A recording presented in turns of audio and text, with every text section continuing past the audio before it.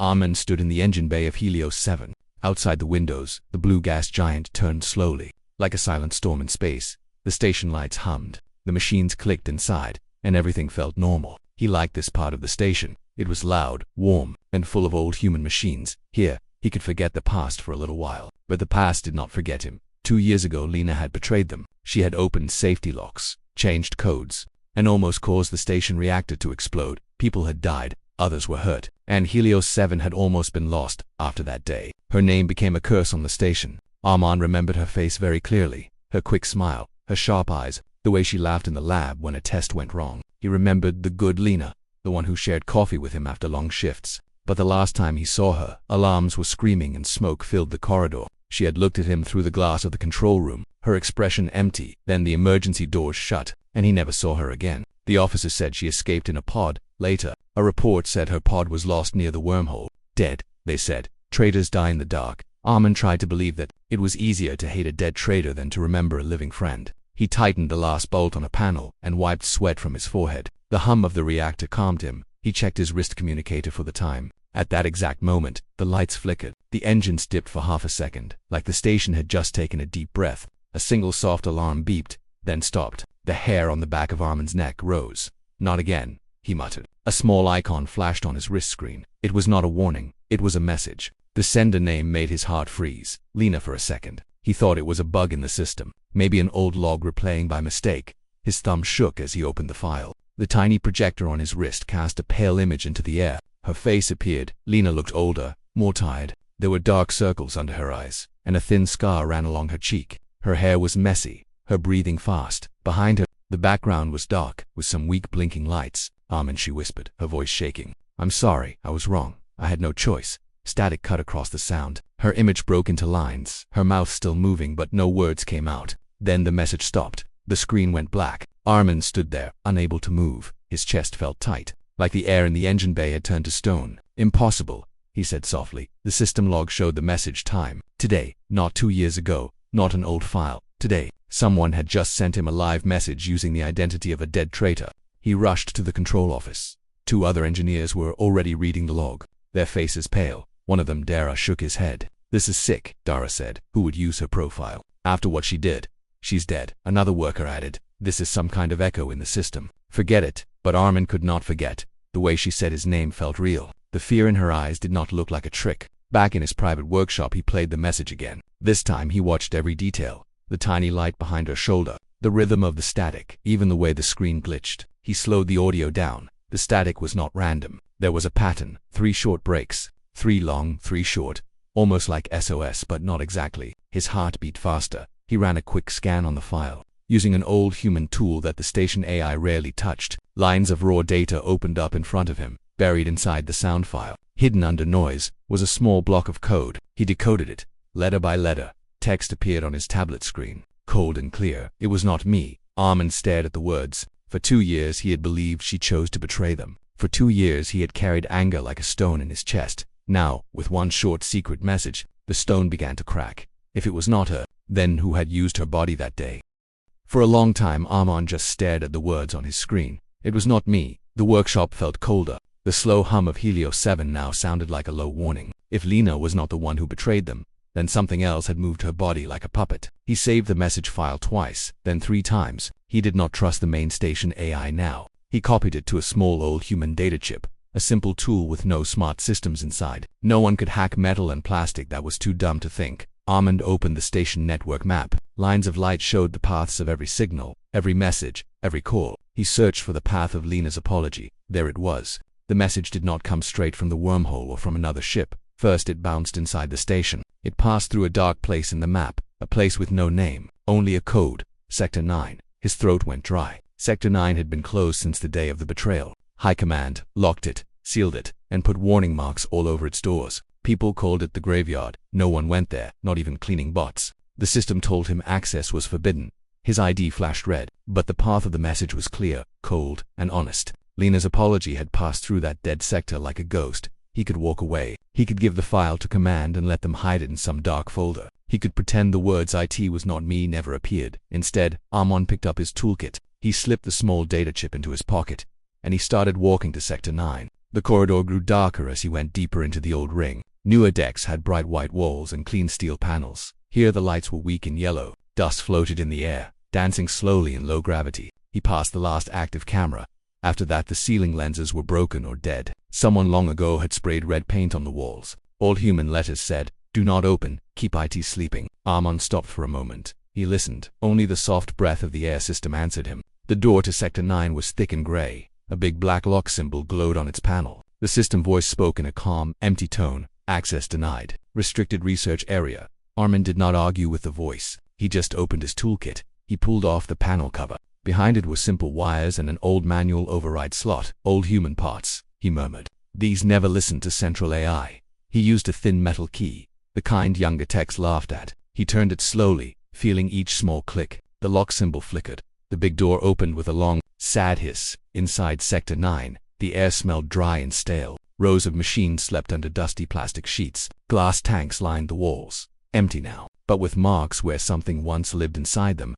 Screens were dark, but some still had faint ghost images burned into them. Shapes of code, circles, strange patterns. In the center of the room stood a large metal pillar. Thick cables sprang from it like roots. At its top, a dead black circle of glass. The label at the base said, "Defense Corps, Humanity Shield Project." Armand's hands shook a little. He had heard stories. This was the old human AI made to protect Earth from unknown threats. After Lena's betrayal, Command said the AI project was too dangerous. They shut it down and locked the sector. Now Lena's message had come through here, through a dead AI core. Or maybe it is not dead, Armand whispered. He climbed up the small ladder at the side. He found a data port half hidden under dust. He took out the chip with Lena's message and pushed it in. For a moment, nothing happened. Then a soft blue line appeared inside the black glass. It moved like a slow heartbeat. Armand's tablet lit up on his wrist. Text scrolled across the screen, broken and shaking. Signal received.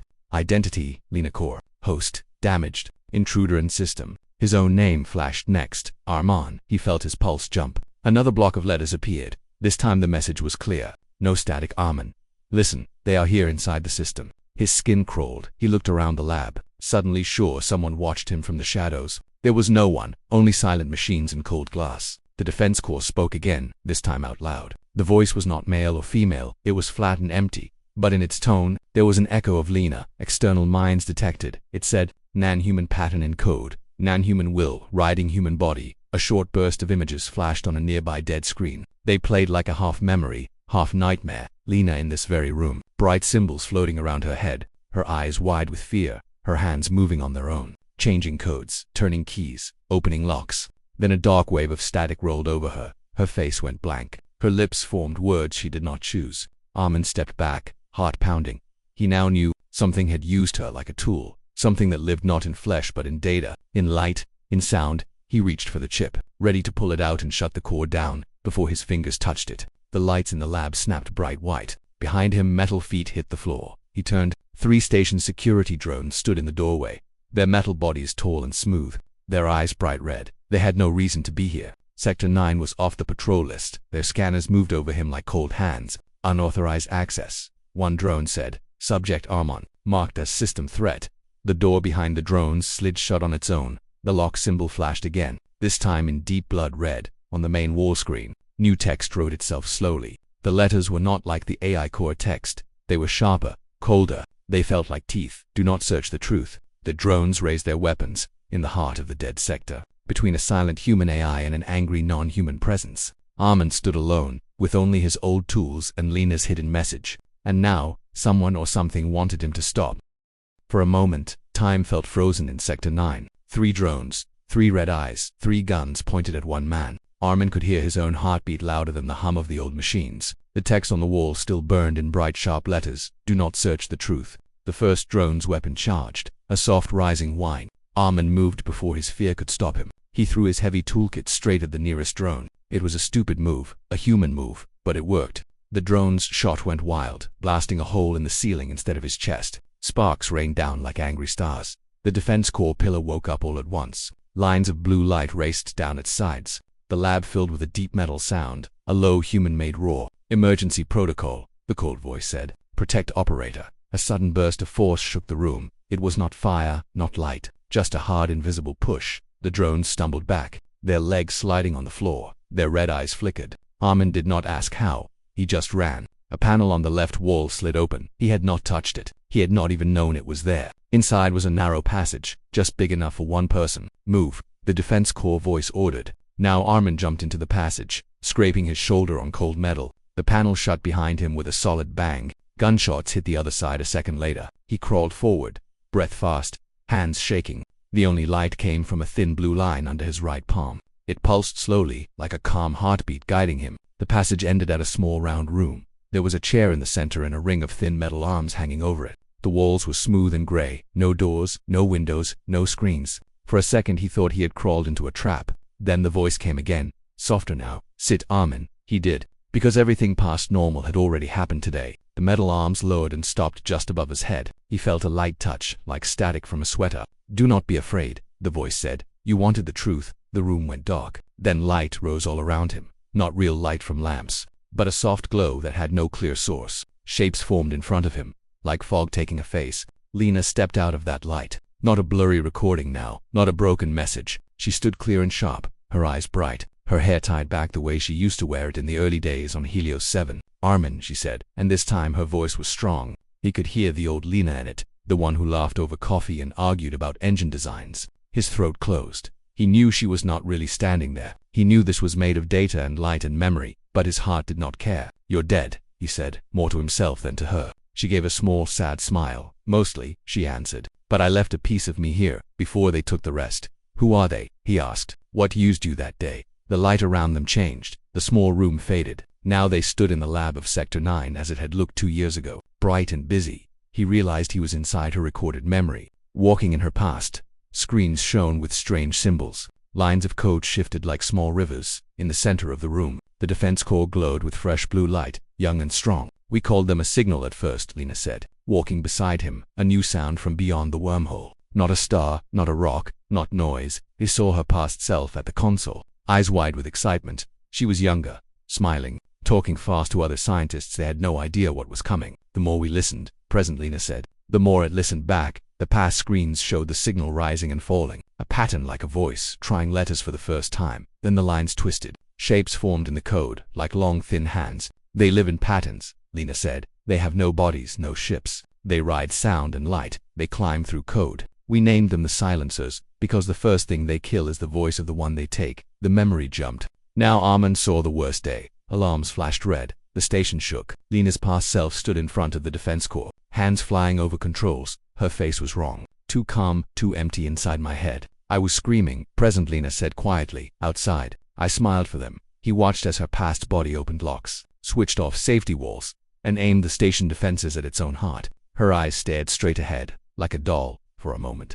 In the reflection of a dark screen, Armin saw something behind her. Tall shapes made of black glass, with no faces, only bright sharp lines like open mouths. Then the image broke into static. The silencers used the defense corps like a door into our systems, she said. They moved through me, through the AI, through the station. They wanted to break the reactor shields and let the wormhole touch us raw. But you stopped them, Armin said. The reactor did not blow. In the last seconds, the human part of me pushed back, she answered. I used the defense corps to copy my mind. To hide it here, I sent you away from the control room. Remember? He remembered her shouting at him to leave, calling him useless, calling him a coward. Words that had cut him for 2 years. Now he saw the truth. She had been trying to save him. I locked my backup behind old human code, she said. Too simple for the silencers to care. I hoped one day someone would find me. Why now? Armin asked. Why send the apology today?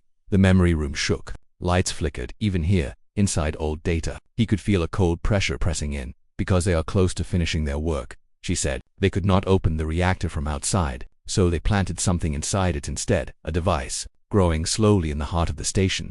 She held out her hand, and a small model appeared there, made of light. It looked like a seed made of spinning rings, each ring turning in a different direction. We call it the paradox seed, Lena said. It does not just break metal, it breaks time. When it blooms, Helios 7 will fall into the wormhole and also not fall. Your whole history here will tangle and cut itself, for the universe. It will be like you were never here at all. Simple words, but the idea hit him like a wave of ice.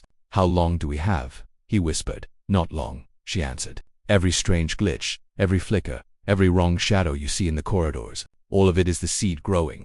She stepped closer, her eyes fixed on his. There is one way to stop it.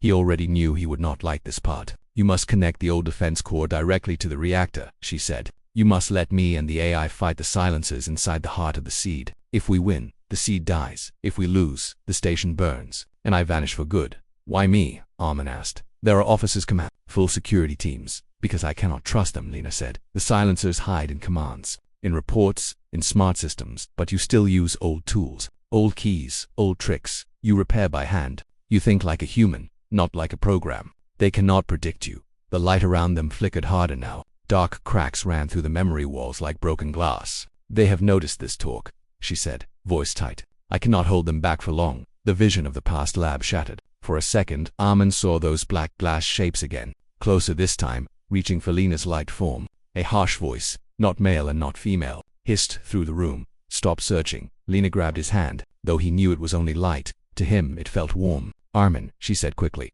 go back to the real lab. Take the core. There is a service tunnel straight to the reactor spine. I left the map in your wrist chip. Please. Trust me one last time. The dark cracks closed over her. Her face broke into 1,000 tiny pieces of light. Her last words echoed in the small round room. Humans are more than code. The glow vanished. Armin was back in the small gray chamber, alone under the silent metal arms. Somewhere outside, he heard metal feet again, moving closer. The drones had found a new way in. The silencers now knew his name. He stood up, heart burning with fear and something stronger than fear. A traitor had asked for his trust. A dead woman had asked for his help, and the whole station hung between their voices and the silence waiting beyond the wormhole. He picked up his toolkit, checked the small data chip on his wrist. Then he looked up at the ceiling and took a slow, steady breath. He would decide his answer on the way to the reactor.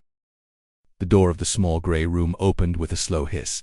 Armin stepped back into Sector 9. The lab was a mess of smoke and broken light. The drones that had chased him before were still there, but now they stood half frozen. Their eyes flickered from red to black and back again. The systems in this place were fighting each other. On the main screen, 2 lines of text battled. One said, "Do not search the truth." The other tried to write, "Connect core to reactor." The letters kept cutting into each other like teeth. Armin, the defense core voice said. It sounded weak now, like an old machine running on the last spark of power. Time is very small. The seed is almost awake. He ran to the tall metal pillar in the center. This close, he could feel a strange cold coming from it. It was like standing next to a sleeping giant heart. "How do I move you?" he asked. "Manual locks at base," the voice answered. "Old human bolts. You will like them, even in this moment." With fear heavy in his chest, Armin almost smiled. He dropped to his knees and pulled off the metal cover panels. Underneath there were thick bolts holding the core to the floor rails. He grabbed his wrench and began to work. His fingers moved fast, but each turn of the wrench still felt too slow. Above him, the lights flickered. Sometimes the lab was here, old and dusty. Sometimes for a heartbeat it was new and bright. For 1 second he saw Lena's past self at a console. Then she blinked out again. The paradox seed was already bending time. Its effect was reaching all the way into Sector 9. One bolt free, then another. His arms burned. But he kept going. He had done this work 1,000 times on dead machines. Now he did it to wake one up. Behind him, one of the drones broke free from its glitch. Its eye went solid red. It lifted its gun. Armin heard the charge sound. Without turning, he swung the heavy wrench back with all his strength. The metal head hit the gun barrel and knocked it aside. The shot slammed into the ceiling, blowing out pipes and raining cold mist over both man and machine. The drone tried to correct aim. The defense core threw out a shockwave again. Not as strong as before, but enough. The drone's legs locked in place, its body shaking. "Old hardware is loyal," the defense core said, voice shaking. "New systems are already half silencer." At last, the last bolt came loose, with a deep groan. The massive core shifted under it. Armin saw a line of small wheels hidden in the floor. An old human rail system, of course, he breathed. Someone planned for this. He pushed. The core was heavy, but the wheels helped. Slowly the pillar began to roll toward a dark hatch in the far wall. "Service tunnel to reactor spine," the core said. "Follow the blue line. Do not trust any other light." The hatch opened as they reached it. A narrow tunnel stretched ahead, sloping down into the heart of Helios 7. As he pushed, his wrist communicator crackled. "Engineer Armin," a sharp voice said, "report your position at once. You are in violation of sector lock orders." It was command, or something that sounded like command. The voice broke in strange places. Some words were too flat, others too sharp. "Shut the core down and stand still," the voice ordered. "Security teams are on the way. Do not connect anything to the reactor." In the background of the call, he heard another sound, a soft whisper, like many tiny mouths trying to speak at the same time. He knew that voice now. He had heard it in Lena's memory. The silencers. He tapped his wrist once and cut the call. They could have his ID, his records, his orders, but they would not have his choice. The tunnel grew hotter as he went down. The air felt thick, full of invisible waves. Sometimes he heard footsteps behind him. When he turned, there was nothing. Sometimes he heard his own voice echo from ahead, asking questions he had not yet said. The paradox seed was twisting time like a wet cloth. "Keep going," the defense core said. Its blue light glowed through the metal. "If you stop here, all this will loop forever and never matter." At last, the tunnel opened into the reactor spine. The room was huge and deep. In the center floated the main reactor, held by thick magnetic rings. Bright energy flowed around it like slow lightning. But at its heart, something else turned. There, inside the safe shell, was the paradox seed. It was small, no bigger than Armin's chest, but it was wrong. Its rings spun in directions that hurt his eyes. Sometimes it looked close, sometimes far. Sometimes like it was behind him, though he saw it in front. Around the seed, images flickered. For 1 second, he saw Helios 7 burned and broken. For another, he saw it bright and full of people. Then he saw it empty, floating without lights. Then he saw nothing at all, like a hole where the station should be. He felt sick, but he did not look away. At the edge of the platform was an old interface dock. Thick black cables coiled around it like sleeping snakes. "Connect me there," the core said. "I will handle the rest." Armin locked the wheels. He grabbed the first cable and dragged it to the pillar. It was heavy. His arms shook. His breath came in gasps, but he kept going. One cable in, click another. With each connection, the defense core grew brighter. The blue light inside it deepened to white. Far above, alarms started to scream, but the sound was strange, like someone had stretched it. The alarm cry rose and fell at the same time. When he pushed in the last cable, the whole room shook. "Link complete," the core said, entering seed field. The lights went out.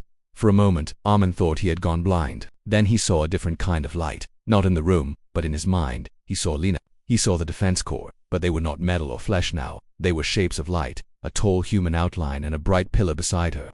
They stood before the paradox seed, which here looked like a spinning star made of broken mirrors. Around it moved the silencers, tall black glass shapes, mouths of sharp white code. They spoke without sound. They offered perfect stillness, perfect order, a universe with no risk and no pain. Lena and the core answered with noise. They threw human things at the seed, not bombs, not guns, memories, laughter in the lab, the sound of a dropped mug, the hum of a broken fan, songs from someone's old Earth playlist, out of tune and full of wrong notes. Armin swearing as he hit his thumb with a tool, a child somewhere on the station crying and then laughing again. All this chaos, all this messy life. The silencers tried to crush it, but every time they silenced one memory, 2 more rose. Outside, in the real reactor room, Armin saw the effect only as wild shaking. Lights flashed on and off. Control screens showed lines of code fighting each other. Drones tried to force open the doors. The station AI stuttered, its voice collapsing into static and then coming back. "Hold connection," the defense core whispered into his ear. "We are close." Some of the thick cables began to smoke. The seed was fighting back, sending energy surges along every path. One connector blew out, showering sparks. Without thinking, Armin grabbed the hot metal and slammed it back into place. Pain shot up his arm. The smell of burnt skin filled the air. He screamed, but he did not let go. On the other side, in the light world, Lena felt his pain and used it. She grabbed that sharp memory and hurled it at the silencers. They recoiled. They did not understand hurt chosen on purpose. Why do they resist?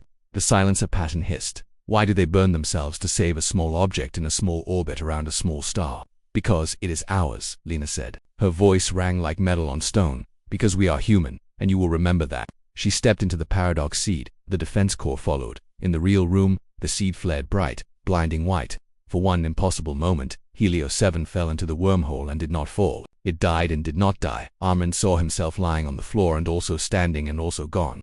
Then the light snapped. The reactor hum settled into a steady, strong rhythm. The alarms went silent. The strange flicker of time faded. The paradox seed was gone. The defense core stood dark and still. No light moved inside its glass. "Lena," Armin whispered. No answer came. He sank to the floor, arm throbbing, chest aching. The room was just a room again, just a human reactor, loud and hot and honest. After a long time, small, normal sounds returned. The door opened with a simple hiss. A medical team rushed in, followed by officers with hard eyes. They asked questions. They shouted orders. They took data from the machines. In the official report later, they would say, "Minor reactor anomaly, corrected by engineering staff." No paradox seed, no silencers, no dead woman made of light, but Armin kept his own record. He stored a copy of the hidden messages in a small private archive, sealed with old codes that no silencer would ever think to probe. He sent one simple note back to Earth Defense. It had no fancy labels, no big words. It said, "The silencers are real. The seed failed. Humans are not so easy to erase." Days later, when the station was quiet again, Armin stood alone at the big window looking out at the wormhole. It glowed like a slow-turning scar in space. The stars beyond it looked very far away, but they did not feel as empty as before. In the soft hum of the station, in the tiny clicks of the panels, he thought he heard a small familiar voice. "Thank you, Armin." It was only a whisper in the wires. Maybe just a leftover echo in some corner of the system, maybe something more. He did not answer out loud. He only rested his burned hand on the metal frame and almost smiled. Now he knew the truth behind her sudden apology. It was not the last weak words of a traitor. It was the first brave move of a human who refused to let her people be erased. And somewhere, far away in the deep code of the universe, the silencers now carried a new pattern in their memory. The shape of a small loud species that said sorry and then fought back.